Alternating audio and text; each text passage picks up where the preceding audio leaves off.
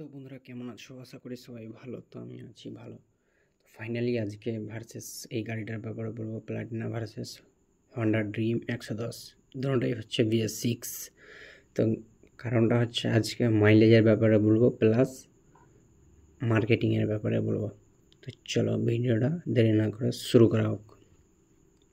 তো প্লাটিনের 110-এর ব্যাপারটা, mileage company বলবে যে হয়তো 70 বা 75, কিন্তু অতটা দেয় না। কিছুটা ডিসকাউন্ট বাদ দিয়ে ধরতে হবে, মিনিমাম 5 কিলোমিটার, 5-7 যে কোনো গাড়ির।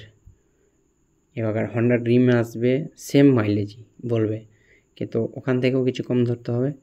তো এর কারণ হচ্ছে মাইলেজের ব্যাপারে দুটোই গাড়ি সেম বা সিসিও সেম আছে, কিন্তু এবার মার্কেটিংয়ের ব্যাপারে যখন যাবে, তো ধরো না প্লাটিনাকে যদি মানুষ মানে পাবলিকের পরিচয় হিসাবে যদি দেয়, তো তার মানে হবে 100-তে 100ই পাবে প্লাটিনা, আর হন্ডা ড্রিম পাবে 90%। তার মানে মানুষের পছন্দের ওপরে। তো পছন্দটা হচ্ছে নেক্সট টাইম যে বিক্রি করতে গেলে প্লাটিনাটা বেশি দাম পাওয়া যায় ভার্সেস হন্ডা ড্রিমটা কিন্তু কম পাওয়া যায়। যেমন এখানে দিয়েছি 100-তে 100 প্লাটিনা দেবে ভার্সেস ড্রিমকে 90 দিবে। এটা কিন্তু মাইলেজ না, মানে এটা মার্কেটিং বা দামের ব্যাপারে বলছি। তো এ হচ্ছে পার্থক্য।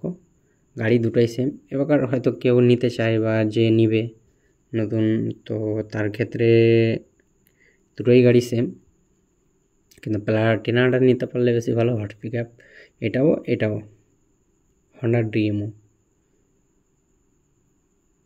লুকও খুব সুন্দর।